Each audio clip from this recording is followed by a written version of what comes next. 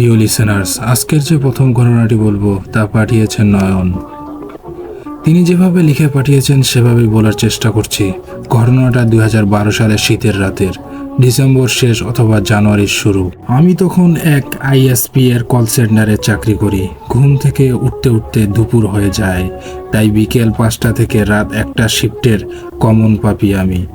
অন্যান্য দিনের মতো সেদিনও বাসার সামনে যখন অফিসের গাড়ি নামিয়ে দিয়ে গেল, রাত তখন 1টা 50। নানা নানির হাটের অসুখ, রাতের বেলা বিন্দুমাত্র আওয়াজ করা নিষেধ। প্রায় বিড়ালের মতো নিঃশব্দে নিচতলায় গেট খুলে 4তলায় উঠে গেলাম আমার চিলেকোঠায়। টেবিলে ভাত ঢাকা দেওয়া, জমে যাওয়া গরুর মাংস আর ঘন মুগ ডাল। হাপুস হুপুস করে খেতে লাগলাম। 2 মিনিটের মধ্যে ভাত খাওয়া শেষ। জামা কাপড় জুতো ছেড়ে একটু চোখে মুখে পানি দিয়ে গেলাম, এবং রাত তখন 2টা 6। অনেকের জন্য মাঝরাত, আমার জন্য কেবল শুরুমাত্র। গাড়ি থেকে নেমেই খেয়াল করেছিলাম ওল্টানো রূপার থালার মতো ঝকঝকে একটা চাঁদ আকাশে। একটা চাদর গায়ে জড়িয়ে একটা গোল লিফের মাথায় আগুন জ্বলাতে জ্বলাতে ছাদে এসে দাঁড়ালাম। বাসার পাশেই আশিয়ান সিটির বিশাল বালির মাঠ, এবং চাঁদের আলোতে চকচক করছে, আর সাথে বোনাস হিসাবে এলোমেলো উত্তরে হাওয়া। বুকের মাঝে সুখের হুটোপুটি। এমন রাতে বুঝি মানুষ ফেবুতে পোস্ট দেয়, লাইফ ইজ বিউটিফুল। নিজের মধ্যে এতটাই ডুবেছিলাম, হুঁশ ফিরল আঙুলে সিগারেটের ছেকায়। ধুর, নিজে কয়েকবার কষে গাল দেওয়ার পরে মাথাটা একটু ঠান্ডা হলো। ঘুরে পা বাড়ালাম ঘরে যাবার জন্য। জমাট অন্ধকার। সাবধানে দুপা ফেলে সামনে তাকালাম দরজার দিকে, আর জমে গেলাম বরফের মতো। জীবনে ভয় পেয়েছি প্রচুর, লাইভ অ্যান্ড থ্রেট সিচুয়েশনও দেখেছি। আমার মাথা থাকে পরিষ্কার, সবসময় দেখে এসেছি মারাত্মক সিচুয়েশনগুলোতে কিংবা অকল্পনীয় প্রেশারের মধ্যে দেওয়ালে পিঠ থেকে গেলেও কিভাবে যেন আমার ভিতরের ভয়টা বেমালুম উবে যায়। সে সময়কার নেওয়া ডিসিশনগুলো সব দিক থেকে বেস্ট হয়, কিন্তু এবার উল্টো কাহিনী। শরীরের সাথে সাথে মাথাও জমে গেছে সামনের দৃশ্য দেখে। আমি জানি আমার চোখ প্রবলেম আছে, চোখে চশমা, আর আজ 11 বছর ধরে সেই প্রবলেমের সাক্ষী দিয়ে আসছি। কেউ যখন বলে, নয়ন তুমি ভুল দেখছো, আমি মৃদু হেসে প্রতিবার বলেছি, মানুষ মাত্রই ভুল, ম্যান ইজ মর্টাল। কিন্তু সেদিন রাতে যা দেখেছি তা একদম শতভাগ সঠিক দেখেছিলাম। চাঁদের আলোয় আর দরজার ফাঁক চুইয়ে আসা আলোতে একদম পরিষ্কার দেখেছিলাম। কি দেখেছিলাম আগে অনেকক্ষণ ভেবেছি কিভাবে বর্ণনা করা যায় জিনিসটাকে। বর্ণনা দেওয়ার একটু আগে বলে নিই, আমার জন্ম কুমিল্লাতে। বয়স যখন 11 মাস, তখন চারপাশে ম্যালেরিয়ার প্রকোপ দেখা দেয়। বাবা আমাকে আর মাকে ঢাকাতে নানির কাছে দিয়ে যায়। সেই থেকে আমি ঢাকাতেই, এয়ারপোর্টের কাছাকাছি এই জায়গাতে আমার নানা বাড়ি। অন্ধকার আমার কাছে পরিচিত নয়, কিন্তু কখনো স্বাচ্ছন্দ্য বোধ করিনি আধারে। ভূত প্রেত এগুলি সম্পর্কে বরাবরই আমার মনোভাব ছিল এমন যে কখনো হেসে উড়িয়ে দেয়নি, কিন্তু এগুলো অস্তিত্ব আছে আমার পক্ষে সাফাইও গায়নি। বন্ধুদের প্রশ্নের জবাবে হাসি মুখে বলে এসেছি, ভূত পেতনি থাকলে আছে, না থাকলে নাই। না থাকলে তো কোথায় নাই, কেস ডিসমিস। থাকলে যেন আমার সামনে না পড়ে, আমার হার্ট দুর্বল। সেদিন আমার প্রশ্নের জবাবে আমি পেয়েছিলাম। জিনিসটা কি ছিল আমার কোনো আইডিয়া নাই। হয়তো মুসল্লিদের ভাষায় কোনো দুষ্টু জিন, হয়তো কোনো ছোটবেলার মান্দভূত বা স্কন্দ কাটা বা অতৃপ্ত আত্মা। লম্বায় আমার থেকে হাতখানেক উঁচু হবে। চাঁদের আলোতে সাদা কাফনের কাপড়ে মোড়া, অবয়ব বোঝা যাচ্ছে পরিষ্কার। আগাগোছা মোড়া, মনে হচ্ছে মাত্রই গোসল শেষে পরিয়ে দেওয়া হয়েছে কাফনখানা। মাথার পিছনের চুল জীবনে প্রথমবারের মতো সর করে দাঁড়িয়ে গেছে। আমি আমার অবিশ্বাস ভরা দুচোখ নিয়ে তাকিয়ে আছি। মাথার কোনো দিকেই কাজ করছে বললেই ভুল বলা হবে। তখন আমার চিন্তাভাবনা 80 ভাগ বলে ভয়, বাকি 20 ভাগ মিশ্রিত মৃত্যুর চিন্তা আর রাজ্যের প্রশ্ন, আর যে কোনো একটা দোয়া দুরুদ মনে করার আপ্রাণ চেষ্টা। আর 10টা জুম্মা মুসলিমের মতোই গোটা 20 সূরা তো আমার মুখস্থ। নামাজের মধ্যে অটো চলে আসে। মনে করার জন্য বিন্দুমাত্র চেষ্টার প্রয়োজন কখনো হয়নি, কিন্তু সেদিন কোনো সূরা তো দূরে থাক, সূরার নাম এমনকি এক আরবি হরফও মনে করতে পারি না। মাথার ভিতরে খালি চিন্তার রেলগাড়ি। এইটা কি, ও আল্লাহ, এইটা কি করবো এখন? আমি কি করবো? ছাদের থেকে লাফ দিমু পূর্ব পাশের বিল্ডিং তো দোতলা, চোখ বন্ধ কইরা লাভ দিলে বেশি হইলে হাত পা ভাঙবে, মরমু তো আর না। ইয়া খোদা, এটা কি জিনিস? অন্যদিকে তাকা নয়ন, এইদিকে তাকাইয়া আসসকে ভোদাই, অন্যদিকে তাকা, চোখ নামা ভাই নামা। এইটা কিছু না, তোর চোখের ভুল। এই সুরাটা জানি কি ছিল, ধুর বাল বাল করতে করতে এইটা এখনো যায় না কে? আমি তো ভয় পাইছি, যা হু হু বকচো। এইটা কি আমার মতো মুরগি যে খোদাইয়া যাইবে গা? আল্লাহ আল্লাহ, এখন আমি কি করমু? যায় না কেন? মুখ দিয়ে একটা শব্দ বাইর করতে পারি না, একটা শব্দও না। হঠাৎ মনে হলো জিনিসটা ভাসতে ভাসতে আমার দিকে আসছে। নিচের দিকে একেবারে খেয়াল করার কথা মনে মনে হয় নাই, মন্ত্রমুগ্ধের মতো মাথার দিকে তাকাইয়েছিলাম। পরিষ্কার মনে হলো আবার অবয়বটা আমার দিকে আসছে। ও আল্লাহ গো বইলা আকাশ বাতাস ফাটাইয়ে একটা চিৎকার দিতে চাইছিলাম কসম খোদার, কিন্তু বাস্তবে গো গো করে কিসমিসের মতো আওয়াজ করতে জ্ঞান হারাইছিলাম। জ্ঞান ফেরার পরে একবার চোখ খুলে গাঢ় অন্ধকার দেখে আবার চোখ বন্ধ করে ফেলেছি ভয়ে। মাথার বাম পাশে টনটনে করছে ব্যথায়, বুকের মধ্যে ব্রাজিলিয়ান সাম্বা আর ইন্ডিয়ান ঢোলের যুগলবন্দি। একটা বড় শ্বাস নিয়ে ডিসিশন নিলাম, চোখ খোলা যাবেই না, যাই হোক না কেন চোখ খোলা যাবেই না। বাম হাতটা শরীরের নিচে চাপা পড়ে আছে, ইঞ্চি দুয়েক নাড়িয়ে টের পেলাম পকেটে সিগারেটের প্যাকেট জায়গা মতোই আছে। ভরসা আরও বাড়ল, ভরসা ম্যাচের উপস্থিতি। বিশ্বাস করেন প্লিজ, আমি ঝুম বৃষ্টির মাঝে চলন্ত রিকশায় বসে সিগারেট জ্বালাতে পারি, কিন্তু সেদিন যেন অনন্তকাল পার হবার পরও নাকে আসল বারুদ পোড়া গন্ধ অনুমনে একটা নাড়ানোর পরেও ফুসফুসে ঢুকলো না নিকোটিন। খুশিতেই বোধ হয় খক খক করে কেসে উঠলাম। মাথা ঠান্ডা হচ্ছে এখন, লজিক ক্লিয়ার। আয়তুল কুরসিও পরে মনে পড়ে গেছে, মনে মনে দুইবার পড়ার পরও আয়তুল কুরসি একটু সাহস আসার পরে একবার একটু জোরে জোরে পড়লাম। সিগারেটে আরেকটা টান দিয়ে ঠিক করলাম এইবার আমি উঠব। প্রথমে ম্যাচের একটা কাঠি জ্বালিয়ে ওই জিনিসটা যেদিকে ছিল সেদিকে একবার তাকাবো, যদি এখনও ওখানে থাকে তাহলে দু কদম দৌড়ে পূর্ব ছাদ থেকে লাফ দিব, আর না থাকলে দৌড় দিব ঘর বরাবর। হাতে সিগারেটের আগুন আছে, তারপরও ম্যাচের জ্বালায় চান্স নেওয়ার কোনো মনে হয় না। ভয় এমনই জিনিস বাপ। ম্যাচ জ্বালানো, চোখ খোলা, হুড়মুড়িয়ে উঠে ঘরে ঢুকে দরজা লাগানো, সব মিলে সময় লেগেছে 5 second. Just mean all the 5 second. ঘুরে দেখি টেবিলের রাখা আমার মোবাইল ঘুরছে ভয়ের চোটে। আবার জ্ঞান হারানোর আগেই মনে পড়ল ভাইব্রেশন মুড নামে একটা জিনিস আছে। রিসিভ করার সাথে সাথে ওপাশ থেকে এক গাদা হুমকি ধামকি, গালি, হয়তোবা প্রশ্ন, আরও 2টা সিগারেট আর অনেকগুলো তোতলামির পরে প্রেমিকাকে পুরো ব্যাপারটা বলার পরে সে যখন মেঘ শহরে বলল, আর কত মিশা কথা বলবি তুই, ঢাকার ছেলেকে খুব ভালো করেই চিনি আমি, আরেক ফোনে কার সাথে কথা বলতেছিলি সেইটা ক হারামি। তখন মনের মধ্যে দুঃখ তবদা খাইয়া গেছি। হালার এতদিন প্রেম করার পরও নিজের গার্লফ্রেন্ডে যদি বিশ্বাস না করাইতে পারলাম, তাহলে আর মানুষ বাল বিশ্বাস করব? আজান দেওয়ার আগ পর্যন্ত কত কিছুর কসম খেতে হয়েছে, কত হাজার শব্দ খরচ করেছি, সেটা শুধু আমিই জানি। সেগুলো আর থাক, আমার কিছু যায় আসে না। তবে মন থেকে বলেছি, যদি বিশ্বাস না করেন, তিনারা আপনাদের একবার হলেও দর্শন দিয়া যায়, তাহলে বুঝবেন কত ধানে কত চাল। প্রিয় লিসেনার্স, এবার আমরা পরের ঘটনায় চলে যাব। এবারের ঘটনাটি পাঠিয়েছে আলিফ ভাই। তিনি যেভাবে লিখে পাঠিয়েছেন সেভাবেই বলার চেষ্টা করছি। আলিফের বাড়ি রংপুর জেলায়। তার মামার সাথে ঘটে যাওয়া একটা সত্য ঘটনা বলবো।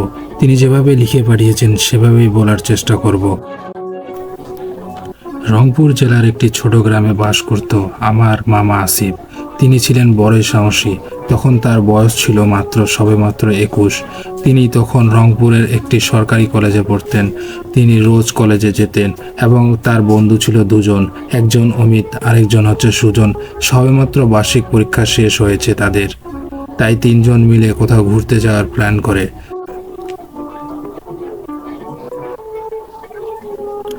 তাই তারা আলীগ্রাম নামে একটা গ্রামে বেড়াতে যাবেন ঠিক করে। তাই তারা সকাল সকাল 9টায় ট্রেন ধরে। তবে ট্রেনে ওঠে তারা কয়েক ঘন্টার মধ্যে আলিফ গ্রামে পৌঁছে যায়। ট্রেন থেকে নামার পর তারা একটাও সেখানে অটো পায় না যাওয়ার জন্য, বা কোনো যানবাহন পায় না। সেখানে কেউ যাওয়ার জন্য রাজি হয় না। কিছুক্ষণ পরে একজন ব্যক্তি পেয়ে যায়। লোকটি অটো ভাড়া বেশি চায়, তাও তাদের যেতে হয়। আর কোনো রাস্তা না থাকায় তারা আলীগ্রাম এর পৌঁছানোর সামনে যে বটগাছ আছে সেখানে নেমে যায়। তারপর তারা একটা হোটেলে ওঠে। তারপর দুপুরের দুপুরের খাওয়ার মেনুর অনেক প্রকারের ছিল, যেমন ছিল মোরগ পোলাও, গরুর মাংস, খাসির মাংস, মসুর ডাল, সালাদ, ডিম, আরও অনেক কিছু। দুপুরের খাবার পর একটা ভাব ঘুম দেয় সবাই। মামা ও মামার বন্ধুরা ভাবে রাতে আলিপুর গ্রামটা ঘুরে দেখবে। যা ভাবা সেই কাজ। রাত 10টায় ঘোরার জন্য সবাই বের হয়। আমরা শহরের মানুষ বলে এত রাত মনে হয় না, কিন্তু সে সময় গ্রামের মানুষের কাছে তখন অনেক রাত। আমরা হোটেল থেকে খেয়ে দিয়ে বেরোতেই দেরি হয়েছে, তাই আমরা গ্রামটি দেখতে বের হই। এবং গ্রামটি অনেক সুন্দর। চারপাশে কত ফসলি জমি, গাছপালা, নদী, পুকুর ভরা মাছ, ঝিকিমিকি জোনাকি। এসব তো আর শহরে দেখতে পাওয়া যায় না। গ্রামেই বিরল, গ্রামেই এসব দেখতে পাওয়া যায়। গ্রামে এসে আমার মন ভরে গেল, এসব বলে মামা ও মামার বন্ধুরা। তবে পুকুর পার হতেই একটা বাঁশবাগান পড়ে। আমরা শহরের মানুষ, তাই আমাদের ভয় ডর কম ছিল। তাই আমরা সবাই গল্প করতে করতেই হাঁটতে লাগলাম, এবং বাঁশবাগানের মাঝে কান্নার আওয়াজ পাওয়া যায়। রাত তখন হবে প্রায় 12টা কিংবা 1টা। ভাবি, এত রাতে কে কাঁদছে? মামার বন্ধু অমিত বলে, এত রাতে কে কাঁদে? মামা বলল, দাঁড়া, আগে ভালো করে শুনতে দে। কিন্তু মামার আরেক বন্ধু সুজন খুব সাহসী ছিল। কিন্তু মামা বলে, তোরা এখানে থাক। মামা বলল, আমি দেখে আসি। মামা বাঁশবাগানের মধ্য দিয়ে হাঁটতে থাকে। ততই কান্নার আওয়াজ তীব্র হয় যতই মামা হাঁটতে থাকে। মামা দেখতে পায় একজন মেয়ে কাঁদছে। মামা বলে, এই মেয়ে, তুমি এত রাতে এখানে কাঁদছো কেন? মেয়েটার বয়স প্রায় 18 হবে। মেয়েটিকে মামা আবারও বলে, কেন এখানে কাঁদছো? মেয়েটির কাছ থেকে কোনো উত্তর আসে না। অবশেষে অনেকবার জিজ্ঞেস করার পর মেয়েটি ওপরের দিকে মুখটি তোলে। মেয়েটির মুখটি বীভৎস। মেয়েটি মুখ থেকে তার রক্ত বার হচ্ছে, এবং চোখ থেকে রক্ত এবং অনবরত ঝরছে। গলার মাঝে কাটা মনে হয়। কে যেন তাকে গলায় কেটে হত্যা করেছে কুপিয়ে কুপিয়ে। মেয়েটির মামার দিকে হাসতে থাকে এবং বলে, তোর এত বড় সাহস, তুই এই বাঁশবাগানে এসেছিস? তোর বড়ই সাহস, তোর বড়ই সাহস। তোর মরণের শখ হয়েছে, তোর মনে ভয় ডর নেই। মামা একটা দৌড় দিতে যাবে, তাও পারছে না। মামার পুরো শরীর অবশ হয়ে গেছে। পা নড়াতে পারছে না, চিৎকার করতে পারছে না। মেয়েটি বলে, তোকে এবার কে বাঁচাবে? মেয়েটি মামার দিকে 1 পা 2 পা করে এগিয়ে যেতে থাকে। মামা ভাবে তার মরণ আজ নিশ্চিত। মামা তার জ্ঞান হারিয়ে ফেলে মাটিতে লুটিয়ে পড়ে। মামার বন্ধুরা মামার আসতে দেরি হওয়ায় সিদ্ধান্ত নেয় যে তারা এগিয়ে যাবে। মামার বন্ধুরা বাঁশবাগানে মামাকে খুঁজে না পেয়ে কয়েকজন গ্রামের কিছু সাহসী লোককে ডাকে। অবশেষে মামাকে খুঁজে পাওয়া যায় বাঁশবাগানের মাঝে। গ্রামের লোকজন ও মামার বন্ধুরা তাকে হোটেলে পৌঁছে দেয়। মামা প্রায় 5 থেকে 7 দিন অসুস্থ ছিল। তারপর সুস্থ হওয়ার পর বন্ধুকে নিয়ে গ্রামের লোকদের কাছে মেয়েটির ব্যাপারে জানতে পারে। মেয়েটির স্বামী ও তার শাশুড়ির মেয়েটির ওপর অনেক অত্যাচার করত। অত্যাচারের শেষ পর্যায়ে মেয়েটিকে তারা বাঁশবাগানে কুপিয়ে হত্যা করে এবং বাঁশবাগানে ঝুলিয়ে রাখে। শিয়াল কুকুরে তার লাশ ছিঁড়ে ছিঁড়ে খায়। এবং তার স্বামী, শ্বশুর বাড়ি লোকজন ও তারা জমি জমা বাড়ি বিক্রি করে পালিয়ে যায়। মেয়ের বাবা তার কথা কখনো জানতে পারে নাই। তখন সে সেই বাঁশবাগানেই তার মেয়ের জায়গায় ফাঁসি দিয়ে মারা যায়। তখন থেকে সেই গ্রামের রাতে কেউ বাইরে যায় না, এবং কেউ যদি ভুল করেও ওই বাঁশবাগানে যায় তারা আর ফেরত আসে না। আপনি বড়ই ভাগ্যবান, বেঁচে গেছেন। মামা ও তার বন্ধুরা নিজের বাড়ি তৎক্ষণাৎ চলে আসে ট্রেনে করে। মামা মহান আল্লাহর কাছে শুকরিয়া জানায়, আর কোনোদিন ওই গ্রামে যায়নি। প্রিয় লিসেনার্স, এবারের ঘটনাটি পাঠিয়েছে এমডি আহমেদ হোসেন।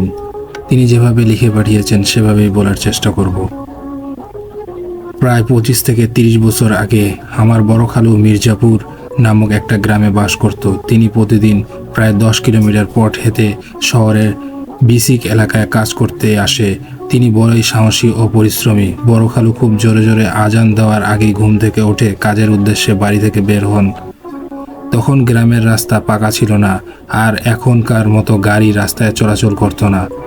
তাই খালু হেঁটে শহরেই কাজেই যেত। আবার শহর থেকে কাজ শেষ হলে বাড়ি ফিরতে ফিরতে অনেক রাত হয়ে যেত। আর এভাবেই কষ্টে জীবন চলছিল তার। প্রতিদিনের মতো একদিন কাজ শেষ করার পর বাড়ি ফিরছিল। তখন ছিল শীতকাল। সেদিন খুব ঠান্ডা পড়েছিল। তার সাথে কুয়াশা পড়েছিল, চারিদিক থেকে ভালোভাবে দেখা যাচ্ছিল না। খালুর চাদর গায়ে জড়িয়ে ধুলো মাখা পথে হেঁটে হেঁটে বাড়ি যাচ্ছিল। রাত তখন বেশি হয়নি, কিন্তু শীতের রাত, তাই কেউ বাইরে বের হয়নি। মাঝে মাঝে দূর থেকে শিয়াল এর করুণ সুর ভেসে আসছে। হঠাৎ খালুর চলার পথে তার কিছুটা সামনে একটা কাফনের লাশের মতো মৃত মানুষ যেন তার সামনে শুয়ে আছে, কিন্তু ঘন কুয়াশার কারণে সে ভালো করে দেখতে পেল না। তবে ওঠে সে সাদা কিছু হবে তা বুঝতে পারলো। সে ভয় না পেয়ে সামনের দিকে হাঁটতে লাগলো, কিন্তু কাফনের লাশটা যেন তার সামনে পথ আগলে দাঁড়িয়ে আছে। খালু ছিল বড়ই সাহসী, তাই সে চিন্তা করলো সামনের সাদা জিনিসটা কি তা দেখবে, কোনো মানুষ নাকি অন্য কিছু। খালু যত সামনে এগিয়ে যায় কাফনের লাশটাও সামনেই থেকে কিছু দূর হচ্ছে না। তখনই খালুর মনে কিছুটা ভয় অনুভব করছে। এভাবেই কিছু দূর যাওয়ার পর সাদা জিনিসটাকে স্পষ্ট দেখতে পেল। তখন যা দেখলো, একটা সাদা কাফনের চকলেটের মতো করে মোড়ানো লাশ তার সামনে দাঁড়িয়ে আছে। খালুর হাত পা তখন যেন স্থির হয়ে শরীরটা ঘামতে শুরু করলো। সে তখন চিন্তা করলো সামনের দিকে এগিয়ে যাব নাকি পিছিয়ে গিয়ে দৌড় দেব। কিন্তু তিনি ছিলেন খুব সাহসী, তাই বুকে সাহস নিয়ে এক পা দু পা করে সামনের দিকে এগোতে লাগলো। চোখের পলকে হঠাৎ লাশটি উধাও হয়ে গেল। খালু একটু স্বস্তির নিঃশ্বাস ফেলল, আর কোনো দিক না তাকিয়ে জোরে জোরে সামনের দিকে হাঁটতে শুরু করলো। এখানে শেষ নয়, কিছু দূর যেয়ে আবার সেই লাশটা খালুর সামনে পথ আগলে দাঁড়িয়ে পড়ল, ঠিক আগের মতো করে। খালু চিন্তা করলো এখন সে বাড়ি যাবে কি করে। রাস্তার আশেপাশে কোনো বাড়িও নেই যে সে বাড়িতে আজকের রাতটা আশ্রয় নেবে। তবে কিছুটা দূর একটা ছোট দোকান আছে, আর দোকানদার সেই দোকানেই রাতে শুয়ে থাকে। তাই সে চিন্তা করলো যে যেভাবেই হোক না কেন দোকান পর্যন্ত তাকে যেতেই হবে। দোয়া কালিমা পড়তে পড়তে যখন দোকান পেয়ে গেল, দোকানদারকে জোরে জোরে ডাকতে শুরু করলো। খালুর ডাক শুনে কিছুক্ষণ পর দোকানদার দোকানের দরজা খুলে বেরিয়ে এলো, আর খালুর ওপর রাগান্বিত হয়ে বলল, এই লোক, এত রাতে ডাকাডাকি করছো কেন? খালু তখন বলল, ভাই, আগে আমাকে আপনার দোকানে আশ্রয় দেন, পরে সব কথা জানাচ্ছি। দোকানদার খালুকে সেই রাতের জন্য দোকানে আশ্রয় দেয়। এরপর সকাল হলে খালু বাড়ি ফিরে যায়। তারপর সেই শহরে কাজটা ছেড়ে দেয়, আর কোনো দিন রাতে এই পথ দিয়ে চলাচল করে না। প্রিয় লিসেনার্স, এবার আমরা পরের ঘটনায় চলে যাব। এবারের ঘটনাটি পাঠিয়েছে আইরিন নামক একজন আপু। তিনি যেভাবে লিখে পাঠিয়েছেন সেভাবেই বলার চেষ্টা করব। আমি বেশ কিছুদিন যাবৎ অসুস্থ অনুভব করছি, তাই ভাবলাম শহরে গিয়ে ডাক্তার দেখিয়ে আসি। আমার গ্রাম থেকে শহরের রাস্তা প্রায় 110 কিলোমিটার, 3 থেকে 4 ঘন্টা লেগে যায়। যাই হোক, সেখানে আমার কোনো এক আত্মীয়ের বাসায় উঠি এবং সেখান থেকেই আমি চিকিৎসা করতে থাকি। এভাবে কেটে গেল বেশ কদিন। একদিন রাত প্রায় গভীর। আমি জানি না সেদিন আমার কি হয়েছিল। আমি হুট করেই আমার জামা কাপড় সব কিছু গুছিয়ে নিয়েছি বাসা থেকে বের হওয়ার উদ্দেশ্যে যাওয়ার জন্য। তখন বাজে প্রায় রাত 3টা। সত্যি আমি আমার সকল কিছু নিয়ে বাসা থেকে বের হয়ে সোজা বাস স্টেশনে চলে আসি। আমরা হয়তো এটা সকলেই জানি, রাত 3টায় বাংলাদেশের কোনো জায়গা থেকেই কোনো ধরনের গাড়ি ছাড়া হয় না, প্রাইভেট গাড়ি ছাড়া। কিন্তু আমি একটা গাড়ি পেয়েছি। সেটা ছিল গ্রামের পথে চলার মতো একটা লোকাল বাস। একটা বিষয় বলে রাখি, আমি যে বাস স্টেশনে ছিলাম সেখানে আরও বেশ কিছু লোক ছিল যারা আমার মতো কোথাও যাবে বলে তারা বাসের জন্য অপেক্ষা করছে অনেক সময় ধরে। তবে আমি যে বাসটিতে উঠলাম সেই বাসে আমি ছাড়া আর কোনো যাত্রী উঠলো না। আমি একটু অবাক হলাম যে তারা কেন উঠলো না এই বাসটিতে। যাই হোক, আমি বাসটিতে ওঠার পর যা দেখলাম সেটা দেখার জন্য মোটেও প্রস্তুত ছিলাম না। বাইরে থেকে এটি একটি লোকাল বাসের মতো দেখা গেল, ভিতরের দৃশ্য ছিল সম্পূর্ণ ভিন্ন। সেই বাসের মধ্যে কোনো সিট ছিল না, দেখছিল হসপিটালে থাকা বিছানাগুলো, আর সেই বিছানায় শুয়ে আছে সারা শরীর ব্যান্ডেজ করা কিছু মানুষ। দেখে যেন মনে হচ্ছে তারা প্রত্যেকেই কোনো রোড অ্যাক্সিডেন্ট এমনভাবে আহত হয়েছে যে তারা বেঁচে থাকার আকুল আবেদন করছে ও যন্ত্রণায় ছটফট করছে। এমনকি যে মানুষটি গাড়ি চালাচ্ছিল তারও সমস্ত শরীরে সাদা ব্যান্ডেজ করা, একটা হাত ব্যান্ডেজ দিয়ে গলায় ঝুলানো, আর একটা পা সামনে দিয়ে সোজা করে রেখে আর বাকি একটা পা ও একটা হাত দিয়ে গাড়ি চালাচ্ছে। আমি বাসে ওঠার সাথে সাথে বাসটি এত দ্রুত গতিতে চলতে শুরু করলো যে আমি চাইলেও বাস থেকে নামতে পারছি না। ভয়ে আমার সারা শরীর কাঁপছে। আমি কিছুই বুঝতে পারছি না আমি এখন কি করব। বিছানায় শুয়ে থাকা প্রতিটি অসুস্থ মানুষ এত ভয়ঙ্কর দৃষ্টিতে তাকিয়ে আছে আমার দিকে। সামনের দিকে তাকিয়ে দেখলাম গাড়িটি কোনো রাস্তা দিয়ে চলছে না, গাড়িটি সম্পূর্ণ এক ভয়ঙ্কর জঙ্গলের মধ্য দিয়ে যাচ্ছে। আর এত কিছু দেখার পরেও আমি কিভাবে সব কিছু অনুভব করতে পারছি ও আমি সব কিছু দেখতে পারছি তা আমি জানি না। আমি এখনও জানি না আমি কোথায় যাচ্ছি ও আমার কি করার উচিত। গাড়ির ব্যান্ডেজওয়ালা লোকগুলো প্রায় একে একে করে আমার দিকে এগিয়ে আসতে লাগলো। তাদের মুখে তখন লোভ লালসা, যেন মনে হচ্ছে আমাকে গিলে ফেলবে। তার মুখ থেকে রক্ত, ব্যান্ডেজ থেকে রক্ত পড়ছে। তারা যখন খুব কাছাকাছি চলে এসেছে তখনই আমি ভাবলাম মরলে মরবো, বাঁচলে বাঁচবো, দেই লাভ। সেই আল্লাহর নাম করে লাভ দিয়ে দিলাম আর তৎক্ষণাৎ পড়ে গেলাম মাটিতে পড়ে গিয়ে আমার একটি হাত ভেঙে গেল। আমি তৎক্ষণাৎ অজ্ঞান হয়ে পড়ে রইলাম। পরে সকালে আমাকে অনেকজন পেল এবং তারা হসপিটালে নিয়ে যায়। তারপরে আমি সুস্থ হই এবং নিজের বাড়ি চলে যাই, আর জীবনও এখানে আসি না।